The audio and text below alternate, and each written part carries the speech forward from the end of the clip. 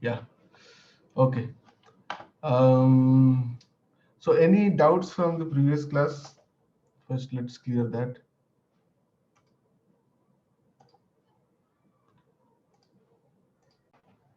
Did you guys go through the class again after?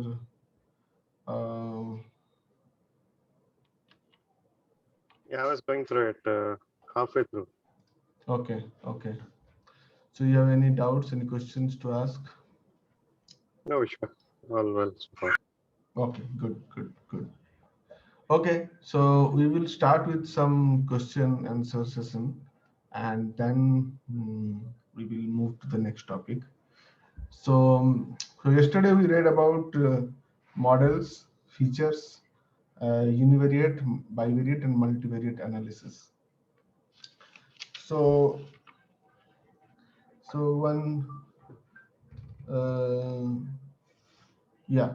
So a simple question here is, um, what do we, why do we need variable analysis, and what is the goal of it? Imran?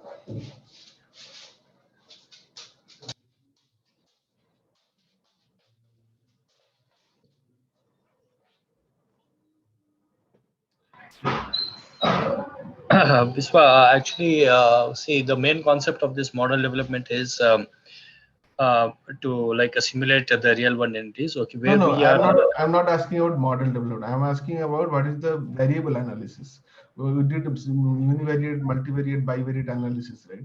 So this is Yeah. variable. So what is the goal of variable analysis? So it actually okay. Like we try to understand what is the behavior, what is the behavior of a feature. Okay, Okay, with respect to a feature, how the system behaves, that we are trying to analyze and find out. okay, okay. Nitesh? So, variable analysis helps us to understand how, and what is the relation of that particular variable with respect to the desired output, and among each other, among the other variables as well. So, univariate is like single variable analysis, and bivariate is like using two different variables against each other, trying to understand any correlation between them. And Hmm. multivariate is like among a distribution plot or Hmm. among a lot of n variables, and trying to understand how they are correlated to each other. Some might have a direct correlation, some may not have any correlation. So we do that analysis for that reason. Okay, great, good. Deepika, what are the kind of correlation that can exist? It is of three types, like positive, negative, and zero. Okay. Positive means with variable A, the second variable will increase. Uh, Decrease. Negative means the with respect to one variable, other variable will decrease in the value, and zero means it will be a straight line band. So these are linear or non-linear relationships. This is like a linear relationship. Good, good. Okay, so we are good with that. So now I have a task for you. I will pull out a task, means that is the way we will be teaching. I'll be teaching now. So what we will do is I will download two CSV files. Okay, and I will give you those CSV files. I hope everybody has coding setup ready. If not, then tell me now. Yes, I have. I do not have this. My laptop broke, so I'm using company laptop for now. Okay, okay. Nitesh, you have coding. No, Bishop, for some reason the Python, the Anaconda setup is not working. So I'll be using Google Colab to do that. Okay, okay. Okay, then I will skip today the practical session. But today you take the time until, because the next class is on Wednesday. So Okay. Imran and Nitesh, I'll tell you, you guys set up your local coding platform, Mhm. and so that we can do hands-on on the class. Okay, sure. Okay. Okay. Okay, Biswa, same Python 2.7, right? Yes, yes, yes, yes, Okay. yes. So today we will be going through different types of analysis graphs. Okay, so so let's see.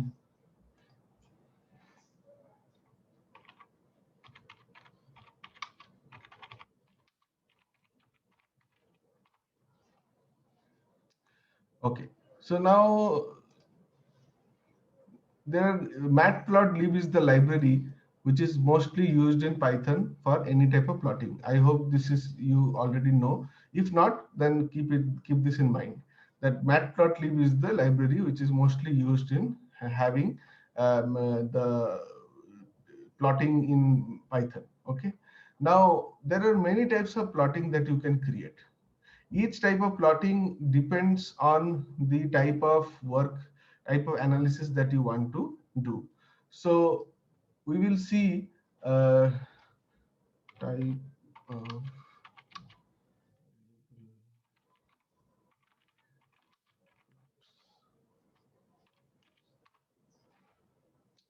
ah. So we will see each type of plotting and we'll see the relationship between them, how they're used, where it is used. Okay. So this is a histogram. So histogram is like a bar graph. If you have studied from the school and college days, it can be horizontal, it can be vertical, but histogram mostly is used for continuous data. So this is an important factor that you have to keep in mind, that for continuous data, we use histogram. Okay, because data can be two types. One is continuous, one is discrete. So for continuous data, we have histograms. Now, so that means what? Can you give me an example apart from the example here, like percentage fat? Okay. Apart from that, any data can be continuous data. Deepika, any example? Continuous data is like population in each year. Correct, correct. Population, weight, Yeah. volume. So many things are there. So count. So histogram is also mainly used for count. How many people, how many persons are there? Like I can convert discrete data into continuous data like this. Suppose I have a class, and in the class there are subjects A, B, C, D, and there are 50 students, and all of them select can select only one subject, and some students select A, some students select B, some students select C, and some students select D. Now, if I count the number, like what is the number of students who has selected A, what is the number of students that have selected B, so then it becomes that count becomes a continuous data. So I can plot a histogram for that data. Now, what is the histogram beneficial to show us? What does it show? It shows us how is the distribution of the data. How is the distribution of the data? Mainly, if you see here, from 20 to 30 percentage, that maximum number of people are having a fat of 20 to 30 percentage. So that is the most common fat percentage between in the population that we took. Okay, so two things you have to understand here: what is a population and what is a sample. So population is the bigger thing, all the people in India is population. Sample is I just took 1,000 people from different age groups from different cities for a statistical experiment. That is called sample, right? So how we will know that our sample is good enough than the population? If we have much variety in the data. The variance is high. If the variance is high, I will explain these terms. If the variance is high, then you will know that we have a good distribution of the sample around the population. So the results that our sample will give will be very much closer to that of the population. So now here what we are understanding is that in this sample, 20 to 30% of fat is highest among the people.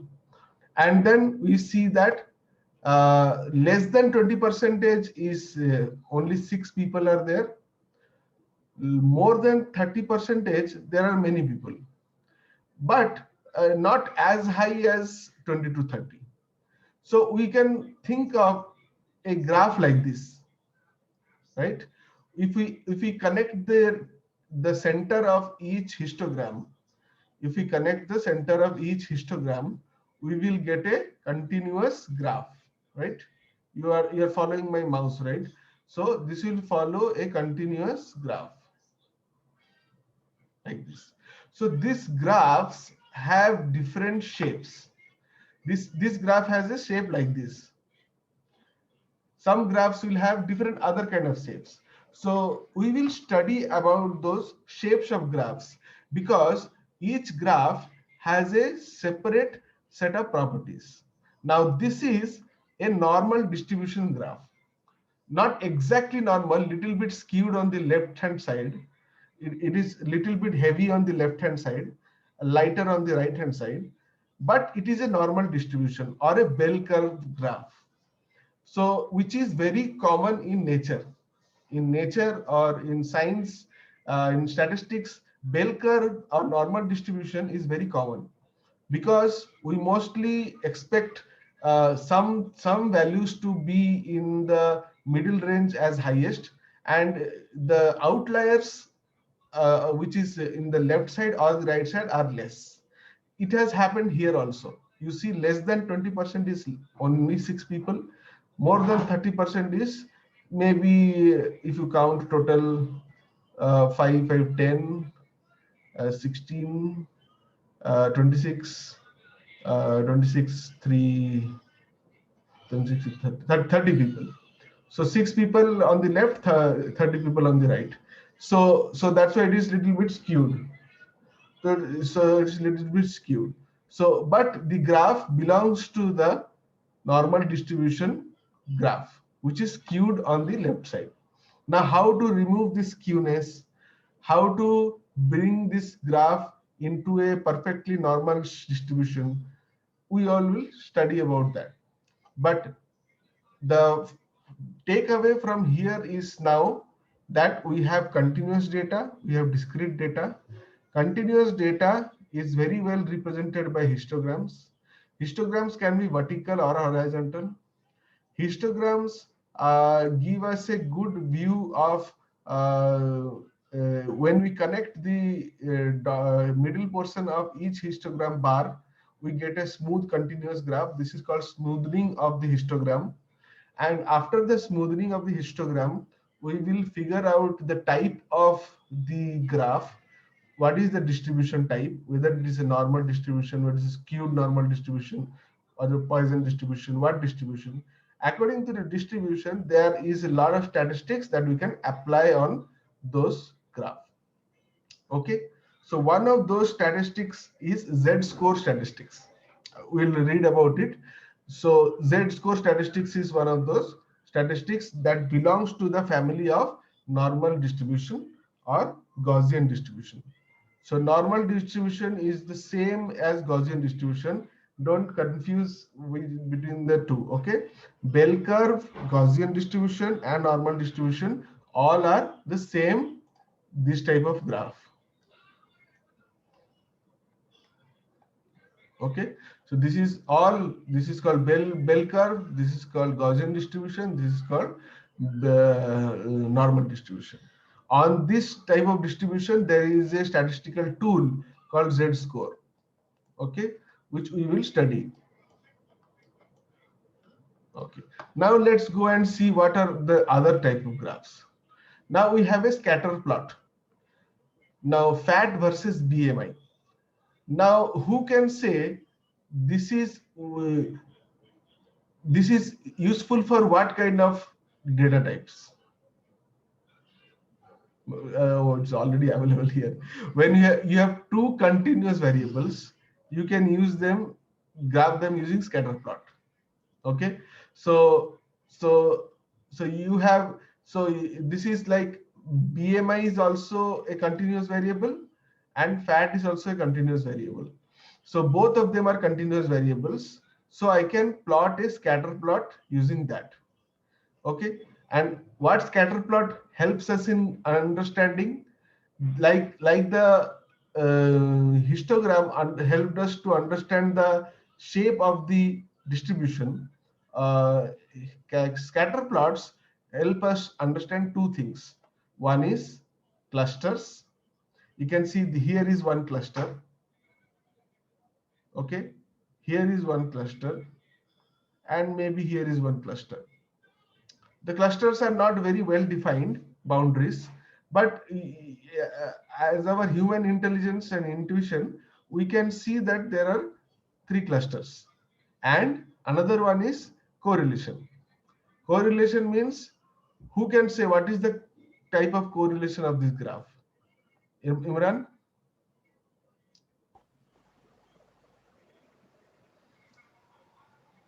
It's positive.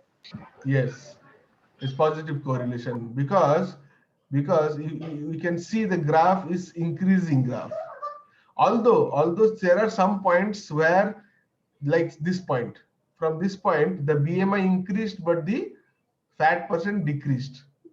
So this is a negative correlation, but overall the graph is a positive correlation graph.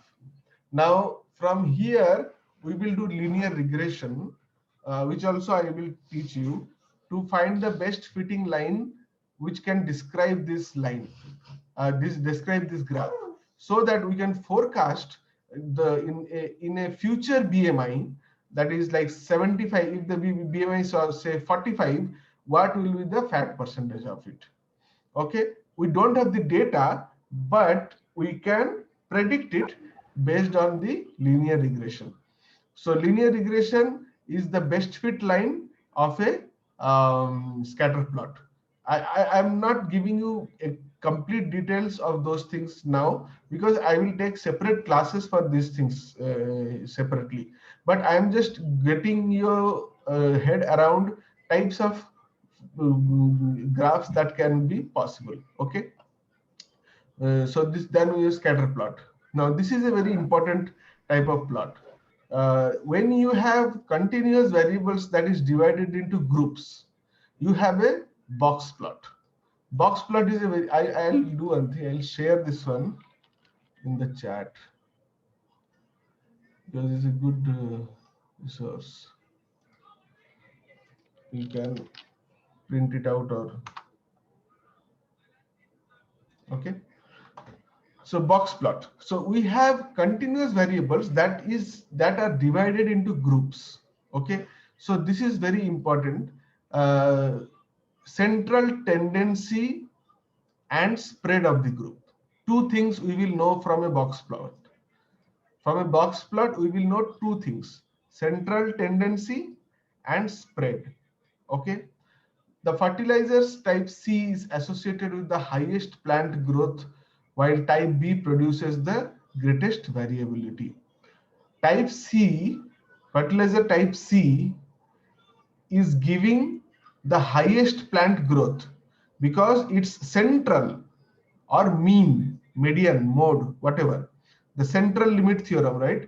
So central limit theorem tells us about three things: mean, median, mode.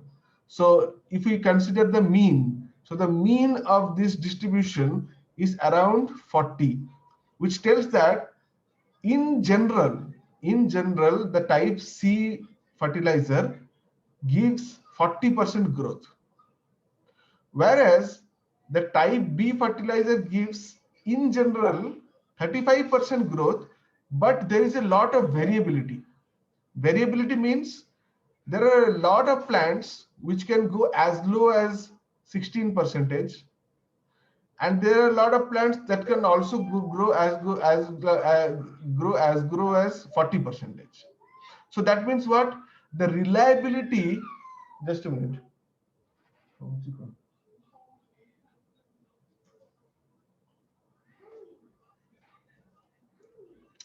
So the reliability on the type B fertilizer is less because the variability is high. Means as a farmer, if I see this plot, then I will see that, okay, type B mean is around 30, which is good. 30% growth, I will get it. But there is a chance that I can get only 16% growth also. And also there is a chance that I'll get 40% growth. But that means what? The reliability or the range of growth percentage for this fertilizer is very high, okay, as compared to the other fertilizers. Whereas type C fertilizer is more guaranteed, more reliable, because first of all, it gives very high yield, 40%, and the up and down variations is only plus or minus 5. So that means what? If you use type C fertilizer, you will be more relaxed and at peace that it will work fine. There's a less chance of variation. Okay, so this is where we use the box plot. The box plot tells us two things. One is Vishwa, we are not able to hear you. Hello. hello, can you hear me? Yeah, now it is better. Okay, okay. So the box plot is having two main features. One is the central tendency, and second is the spread of the data. Okay, so spread is how reliable it is, or how much spread the type is, and central tendency is what is the average, what is the mean. Okay, so here what we understood, here two continuous data will be plotted. What we can get clusters, we can get linear regression, we can predict the future by using that linear regression. We can find the correlation also. This is from scatter plot. What we understood from histograms, we understood that we can smoothen the histogram to find the type of distribution, and depending on the type of distribution, we will do the further statistics. Okay, and this is for continuous data. This is also for continuous data. This is for continuous data which can be divided into groups. Okay, now we come into discrete data. Discrete quantitative data are count of presence of characteristics. So like for example, a single household can have 1 or 2 cars, but it cannot have 1.6 cars, right? So we all understand what do you mean by discrete data. Okay, so in discrete data also bar charts are also helpful. Okay, bar charts are different from histograms. Okay, so these are bar charts. Number of cars is on the x-axis, whereas proportion is on the y-axis. But here the number was frequency. Number of persons having that fat is on the y-axis, whereas the fat percent is on the x-axis. So this is difference here you have to mark. Okay, so here the frequency or the count is on the y-axis. Here the frequency or the count is on the x-axis. So it tells us that two cars, how many people have 2 cars? 70% of people have 2 cars. How many percentage of people have 3 cars? 1 car. 30% of people have 1 car. Okay, so this is how it is divided. Now here also we can smoothen the bar graph by connecting the middle portion of the bar graph. So here if you see, what kind of graph will it give me? It will give me a Gaussian distribution. It will give me a normal Gaussian distribution, right? Because people having 2 cars is very likely, highly likely. 1 car is also more, 3 car is also more. But when it goes to 4 cars, it falls down drastically. And when it goes to no car also, it falls down drastically. Okay, this is a bar chart. Okay, now this is pie chart. In pie chart, what do we do? Categorical data. Categorical data is falls under pie chart. Categorical data have values that you can put into countable number of distinct groups based on characteristics. So that means what? This one also can be put in pie chart, because I can distinctively put that, okay, 2 cars 70%. So I can make a slice in which 70% tells me that I can do it like this, right? I can make a slice and I'll tell that 70% of them has 2 cars, 30% of them has 1 car. Okay, so I can convert so that information in a pie chart also. Sorry. Okay, so when you record information that categorizes your observation, you are collecting qualitative data. There are 3 types of qualitative data: categorical, binary, and ordinal. So initially what we did, quantitative data. Okay, quantitative data is discrete, continuous, and discrete. Okay, quantitative data means quantity, how much you can count it. Okay, so based on that, it is either discrete or continuous. If it is continuous, then if one variable is continuous, then you can have a histogram. If 2 or more variables are continuous, then we can have a scatter plot. If it is continuous and we can group them, then it is a box plot. If it is discrete data, then we can have a bar chart. Now we are coming to qualitative data, like how is the quality of the data. So in the quality of the data, there can be 3 divisible types: categorical, binary, and ordinal. With these data types, you are often interested in the proportions of each category. So we are more interested in the proportion of each category. How much quality is good, how much quality is bad. Okay, consequently, bar charts and pie charts are conventional methods for graphical qualitative variables because they're useful for displaying the relative percentage. So what you have to understand here in qualitative analysis is that it shows a relative relationship between 2 variables, like this one here. This is 22% and this is say 19%. I can see these 2 and can make a relative decision. With respect to this is more. With respect to this is less.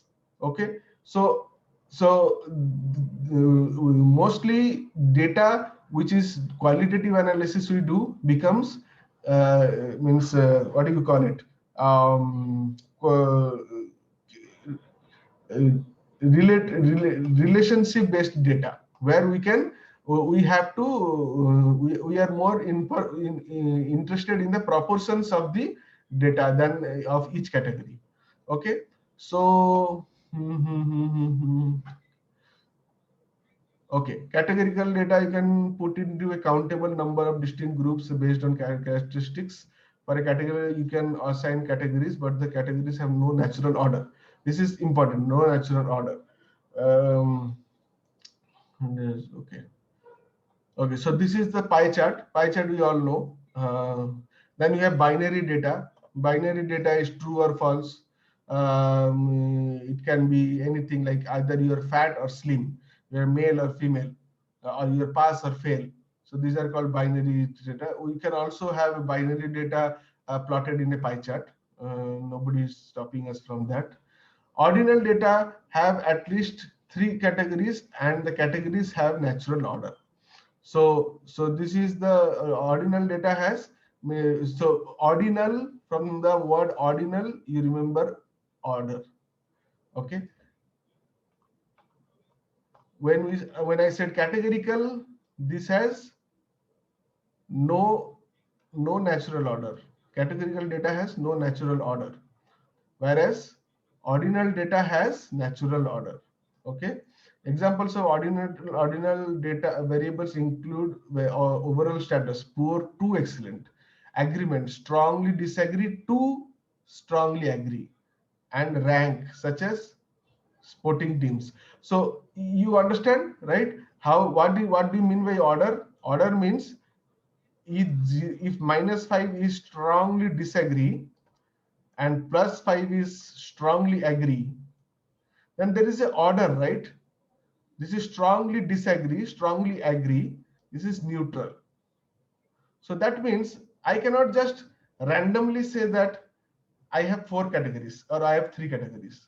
Yes, I have 3 categories, true, but these categories are in a specified order. The top one is agree, strongly agree. The middle one is neutral, and the bottom one is strongly disagree. So this ordering matters, which is after which, that matters. But in categorical, when we are having that pie chart, here the order does not matter anymore. Doesn't have any. So I can put any like the same chart. If I reach A, B, C, D, and E, I can just write this pie chart as A, C, B, E, and D. I can write it. Nobody is stopping me, and this is also correct. This is also correct. As long as the proportion is the same, right? As long as the proportion of B, this is the proportion of B, this much proportion. This, if this proportion is equal to this proportion, then these two graphs are same.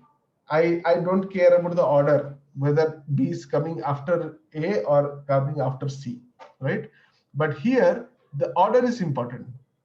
So what we understood from categorical data? From categorical data, we have to understand that it is two things we are take away from there. One is the proportion matters, and second is relationship with another proportion. I can compare A and C. I can compare A and B. Okay, so I can compare these things.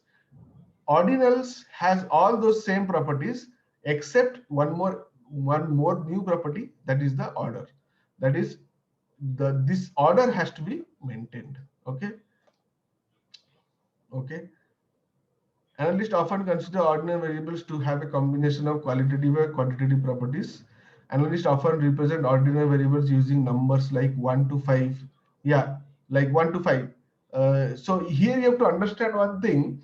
Here 5 does not mean that it is a count, right? 5 is just a number telling about satisfaction. Okay, it is not like 5 is 5, I am 5 times happy. No, 5 is not a count here. It is not a frequency here. It is just a number which is associated with a label which is highest satisfaction.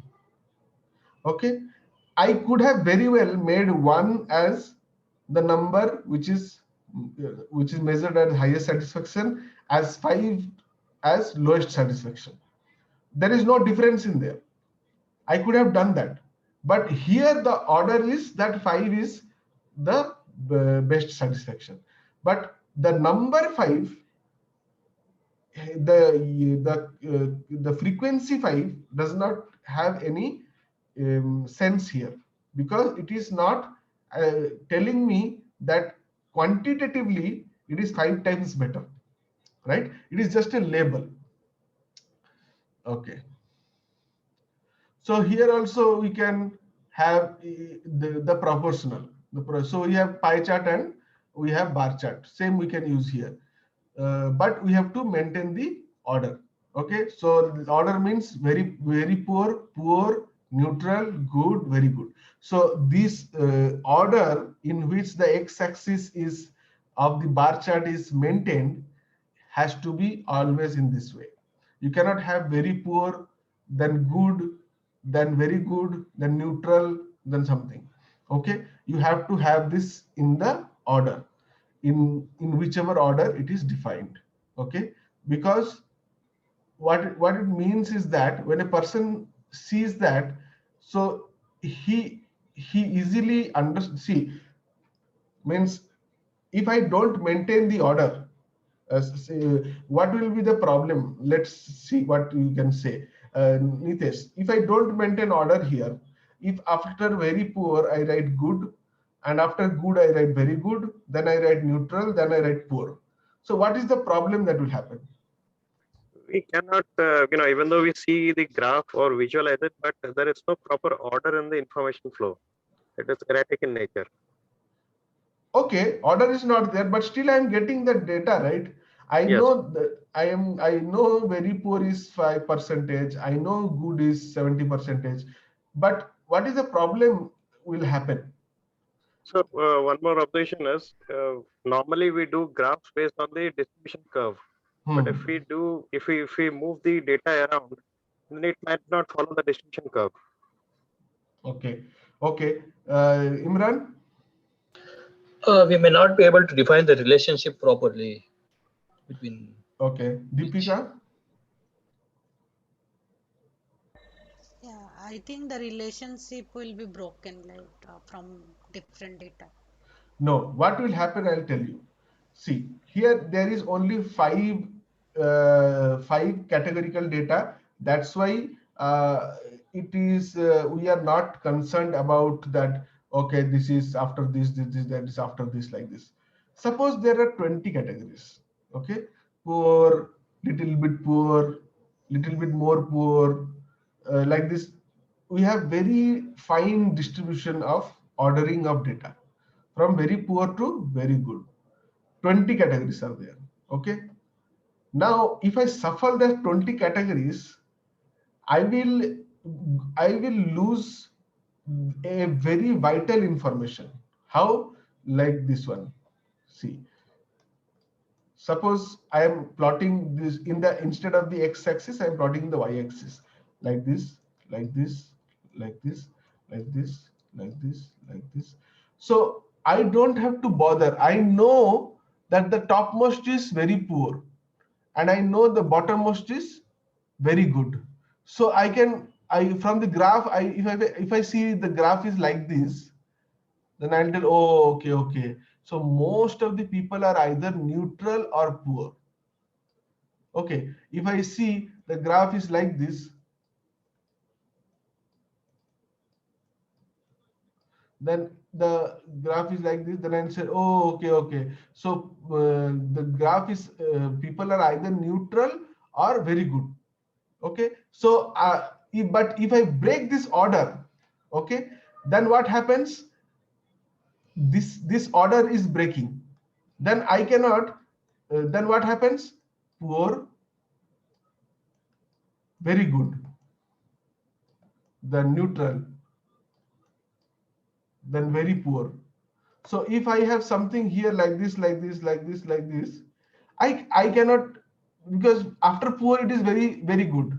So I cannot connect the dots of this graph and make a decision because the order has been broken. Okay, here the order is maintained, so I know this the gradient is important, right? What do you mean by gradient? That from very bad to very good. So this gradient is maintained. If I have more here and if I have less here, that means there are more good people and less bad people. But if this gradient is not maintained, if the gradient is like this, then I cannot make out any information from here, right? So the gradient is very important. The order of the gradient in the ordinal data is very important. And we have to put that in the bar chart, pie chart, whatever way we are going to show it, we have to maintain that order. Okay. In this one, since it is only 5, you may disagree and tell that I will not look here good, I will look there good. What is the point? But if there are 20, 50 categories, then what will happen? You will have to always keep a trace of, okay, where is the next best, where is the next best, where is the next best. So you cannot get a decision out of this. Okay, so here we got an touch of, there are apart, I'm not telling this is the only type of graph which we have. There are many types of more types of graphs are there. One is violin plot. I will tell about that. So what we understood is that there are two types of data. One is qualitative, one is quantitative. In quantitative data, we can have continuous or discrete. In qualitative data, we can have categorical, ordinal, and binary data. So in continuous data, if it is one continuous variable is there, then we can have a histogram. If two or more, then we can have scatter plot. If we have categories with clusters or divisions, groups, then we can have the box plot.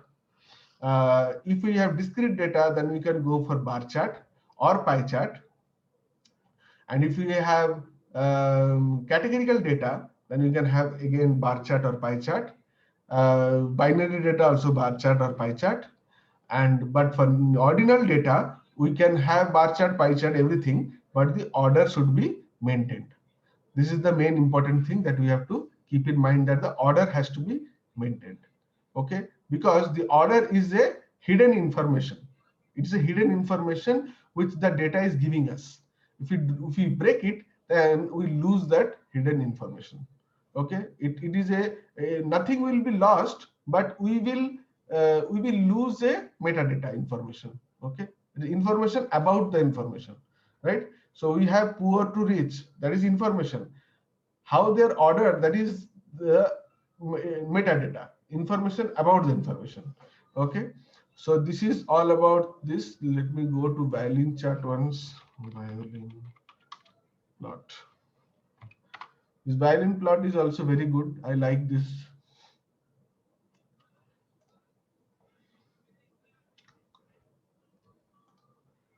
So in here, if you see, so you see so much information can be contained within this violin plot. Okay, first is male, female. Okay, this is binary data, male, female. In male, blue color is yes, no is brown color. So that is smoker. So first we have two binary information. One is male, female, one binary. One is smoker, non-smoker, two binary. And on that, we can also have the distribution as per the age, or here is bill. We can also have age. That means if the person is from age 10 to 20 and he is a male, then he is the highest probability of smoking. But in a female, that is from 10 to 25. But the highest proportion is less than that of the male. It has a sharp curve here. It has a smooth curve here. Okay, so smoker and non-smoker. This is this is not female. This is smoker and non-smokers. A male smoker versus non-smoker. Similarly, female smoker versus non-smokers. Okay, so those who are non-smokers, that's why it is given bill. Those who are non-smokers, it is a surprising thing that those who are non-smokers have a high bill, right? Because smokers should be having more high bill because they spend a lot on cigarettes. But here you see the non-smokers are highly distributed. Okay, around the range of 10 to 20. So 10 to 20 bill value, there are a lot of women. There are a lot of women in 10 to 20 bill value in this region. So what we knew, so many things we knew from one single graph. Male, female, smoker, non-smoker, distribution of the density of the graph, how on which part how much it is distributed. Okay, so as you know, if you go top, if you go bottom, it will become thinner and thinner because these are outliers, and if you will be in the middle, it will be more. So we get so much good information about lot of things from violin chart. Violin plot is one. plot that I like. And one more plot I like is population age pyramid. There are many graphs. Yeah, so this is very important. I just love this plots. So this is population and age pyramid. So you see, in Netherlands, you see the maximum age of the population is from 30 to 44. Out of that, they are equally divided into men and women. Okay, so that means what? This country will have a, so 30 age to 40 age means still the humans can give birth to babies, right? 30 to 40 age is fertile age, still fertile, not very fertile, but fertile. So that means from looking at this graph, you can think that when this population gives birth to babies, the population is going to increase. Okay, because there is a good distribution of male and female in the fertile age, semi-fertile age, maybe semi-fertile age. But if you see Spain, it has a bad situation because the maximum population is from 50 to 70, which is the not in infertile stage. Women will be not fertile after 45, right? So that means what? The major population is not fertile. So that means what? In the coming year, the population of Spain will decrease. And it's a matter of concern. Okay. But whereas sub-Saharan Africa, if you see, it's a beautiful graph. The most fertile age people are the highest population, and the old people are the lowest population. So this is a population booming country. Okay. And also you see lot more information can be seen, like suddenly if they after a particular age you see that there is a lot of male in the society as compared to female, it can be due to a war, because the males had gone in, like in the World War II, Japan had a like that graph. Suddenly after World War II, the age of the male population grew as compared to female. There was a disbalance. That was because many males returned from war. Okay, so a single graph shows so much information about the data. Okay, and these are not the complete exhaustive list. There are a lot of like this type of graphs which are very good. Okay, you can go on your own. I can also send you in the link whenever I feel a better. So this graphs I kind of myself figured out while reading some articles, and I found them very good, so I shared with you. So you can do the same thing for yourself also. So, oh sorry, I stopped sharing. Yeah. Okay. So this is what is we saw here. So now we know where is the, oh, I changed it. Okay. So now we know different types of data. There are types of corresponding types of graphs to represent that data. What are the takeaway from those graphs? What all information we can take away from those graphs? So in the next session, what I will do is I will give you 3 or 4 CSV data sets. Okay, those data sets belong to a same domain, say telecommunication. For example, I don't know what I'll give. I'll prepare something. Say telecommunication. So our telecommunication, one is calls table, one is bill payment table. Some like this 4 tables I'll give you. And from those tables, you have to generate insights. You have to generate insights, interesting insights, using this knowledge of graphs. Okay. Variable analysis, univariable, bivariable, multivariable analysis, and this type of continuous, qualitative, quantitative analysis, continuous, discontinuous, the ordinal, discrete, and binary, then violin chart, and then population density chart.